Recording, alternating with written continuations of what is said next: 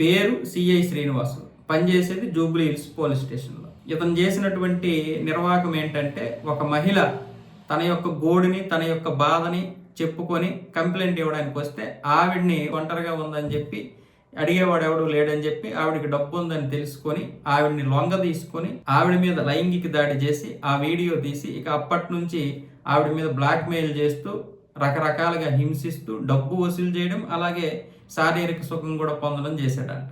చివరికి ఆవిడకి ఒక ఫ్లాట్ ఉంటే ఆ ఫ్లాట్లోనే వీడు కూడా కాపురం పెట్టాడు. ఆవిడ గర్భవతి కూడా అయ్యారు. గర్భవతి అయితే ఆ గర్భవతి అయ్యారని తెలిసి హాస్పిటల్కి తీసుకెళ్లి బలవంతంగా అబర్షన్ చేయించాడంట.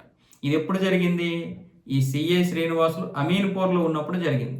దాని నుంచి అంటే అక్కడి నుంచి హైదరాబాద్ పరిధిలోకి షిఫ్ట్ చేసుకోవడానికి 25 లక్షల రూపాయలు ఖర్చు పెట్టాడంట. ఆ ఖర్చు కూడా తనే భరించింది. ఇప్పుడు ఈ విషయాలన్నీ సిపి ఆనంద్ గారికి ఆవిడ లేఖ ద్వారా చెప్పింది. నేను ఇలా బలైపోయాను, ఈ విధంగా బుక్ అయిపోయాను, గత 2 సంవత్సరాల నుంచి నా దగ్గర 2 కోట్ల రూపాయలు తీసుకున్నాడు, నన్ను అనేక రకాలుగా హింసించాడు, నన్ను కొరికేవాడు, కొట్టేవాడు, అలాంటివన్నీ వీడియోలు తీసేవాడని రకరకాలుగా ఆవిడ ఇప్పుడు ఆరోపణలు చేస్తుంది. 2 సంవత్సరాలుగా జరుగుతున్న ఈవిడ బయటికి రాకపోవడం, ఈవిడేమంటుంది, నన్ను భయపెట్టాడు ఆ వీడియోలు చూపించని ఈవిడ అంటుంది.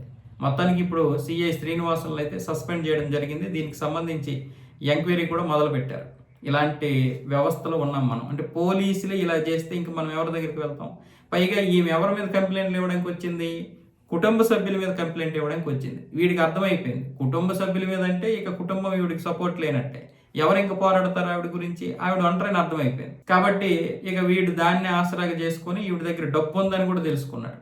ఒక ఫ్లాటు, డబ్బు, బాగా బ్యాంక్ బ్యాలెన్స్ ఉందని తెలుసుకొని ఈ విధంగా ఆవిడ యొక్క బలహీనతని వీడు బలంగా మార్చుకొని ఆవిడ జీవితాన్ని నాశనం చేశాడు.